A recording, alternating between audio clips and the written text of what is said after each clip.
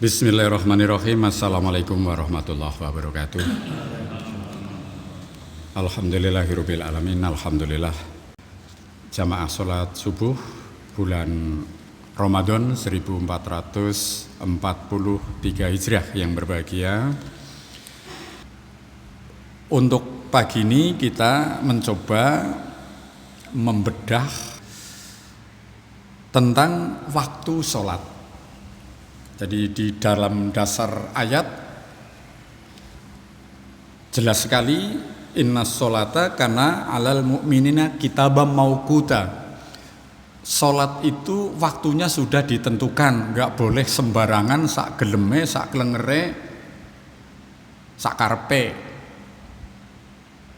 atau semau gue gitu loh. Jadi sholatnya sudah ada ketentuannya. Kalau ada orang sholat kok sak geleme gitu loh, maksudnya waktunya nggak pakai aturan, ya mesti harus diluruskan.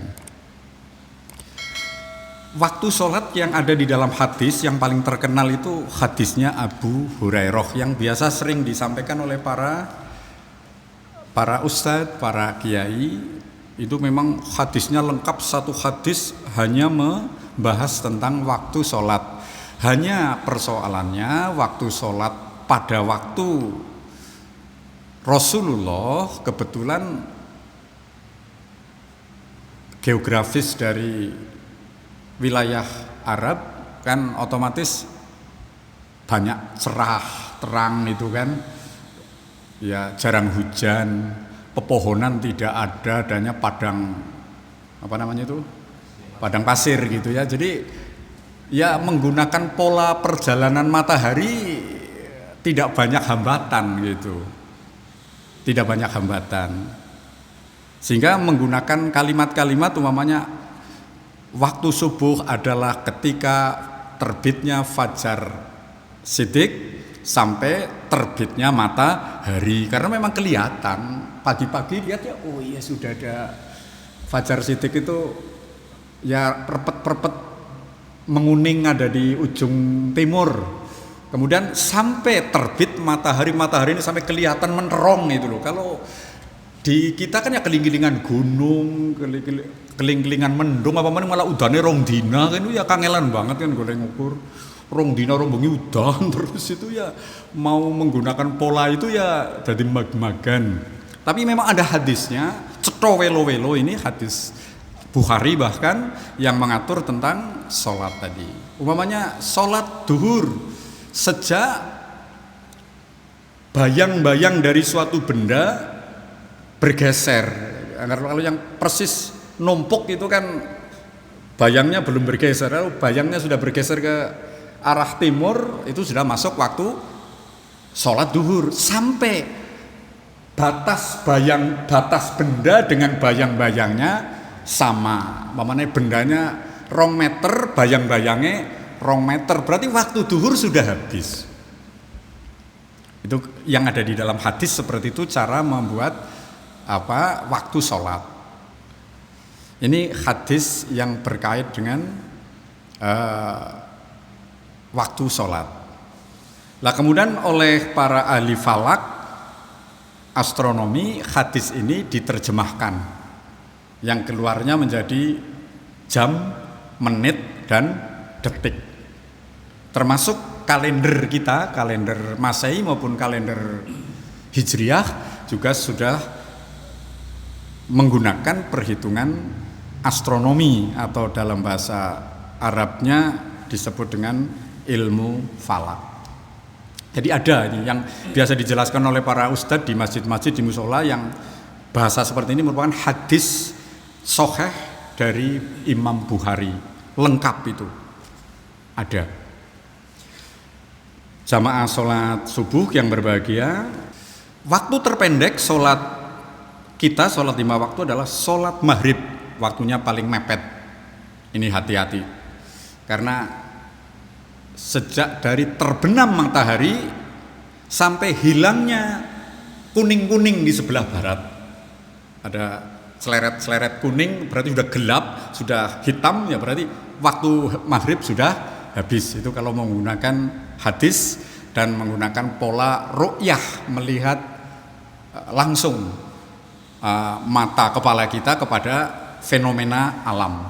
Jadi dari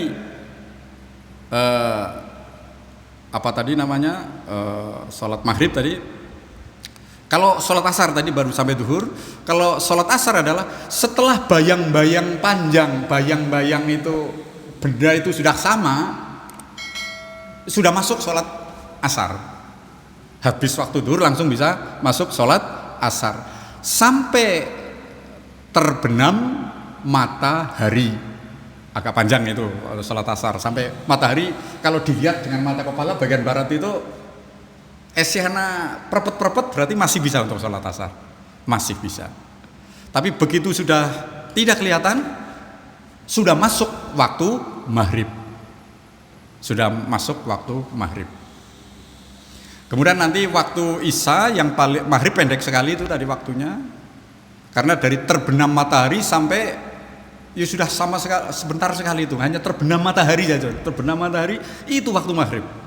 Lalu setelah habis waktu maghrib baru masuk sholat isya, dan sholat isya adalah waktunya paling panjang sampai terbit fajar shidik, sekitar jam 3:30 masih bisa, jam 3:30 masih bisa sholat isya.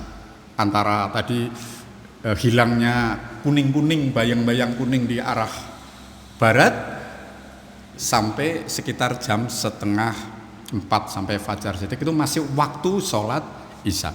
Jadi yang paling panjang itu. Kemudian kita perlu tahu juga waktu yang haram mengerjakan segala jenis sholat. Haram itu nggak boleh itu. Artinya kita sholat bentuk apapun, apa sholat wajib, apa sholat sunnah, apa sholat apapun tidak diperkenankan, yaitu sholat ketika matahari terbit sampai sedikit terangkat. Matahari terbit tadi selesai sholat subuh ini, selesai sholat subuh, makanya tidak ada rawatib sampai matahari mulai kelihatan terangkat lah. Bahasa terangkat itu orang ulama menyebut sepenombak. Orang kalau mau melempar tombak apa ya, itu kan ya orang gini semandan awan ya. Tapi kalau menombaknya nunjek ya enggak kan ya, menombakkannya mandan miring lah, itu ya mandan miring. Itu tidak boleh ada kegiatan sholat. Nah setelah masa itu lewat baru ada namanya sholat duha. Kalau mau sholat duha, pada waktu sholat duha masuk itu setelah matahari agak mengangkat sedikit, ya jam-jam 7:30, 8 itu matahari kan sudah mengangkat lah, sudah mulai menyinar itu. Lah itu sudah masuk. Kalau mau sholat sunnah adalah sholat duha. Ini yang dilarang, artinya kita tidak diperkenankan melakukan kegiatan sholat. Kemudian yang kedua, ketika matahari berada persis di atas kepala kita, numpuk. Kalau digambarkan bayangannya numpuk badan gitu.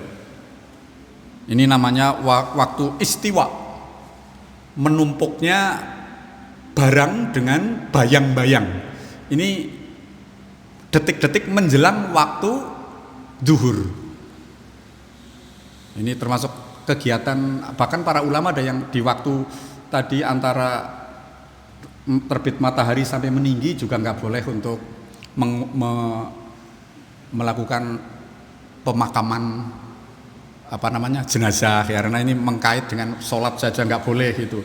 Pemakaman jenazah ya jangan di waktu-waktu itu, juga jangan di waktu-waktu tengah hari ketika detik-detik memasuki sholat duhur. Ya mungkin ada filosofi yang lebih dalam mungkin lah kalau kita kaji. Kemudian yang ketiga, ketika matahari berwarna kuning menjelang maghrib, bahasa Jawanya sendekala itu, sendekala. Ya orang menerjemahkan akeh setan apa akeh jin wis ngono karepe lah, tapi itu memang ada dasarnya dari Rasul. Ada 3 waktu yang ya juga nggak boleh sholat itu menjelang sholat maghrib, nggak ada sholat yang lain ya. Kalau sholat tahiyatul masjid kan kapanpun, atau dia artinya menghormati masjid. Jadi ya bolehlah ada waktunya mepet itu, waktunya mepet setelah masuk sholat. Tetapi sebaiknya kalau detik-detik menjelang menjelang sholat maghrib, karena itu namanya masih masa-masa perpindahan hari, itu tadi termasuk yang dilarang. Maka tidak ditekankan sekali sholat sebelum sholat maghrib, tidak ditekankan sekali. Saya kira itu pagi ini kita mengingatkan saja. Kurang lebihnya mohon maaf. Selamat beraktivitas, selamat menunaikan ibadah puasa. Semoga kita senantiasa diberikan kesehatan, kekuatan dan keikhlasan di dalam beramal. Assalamualaikum warahmatullahi wabarakatuh.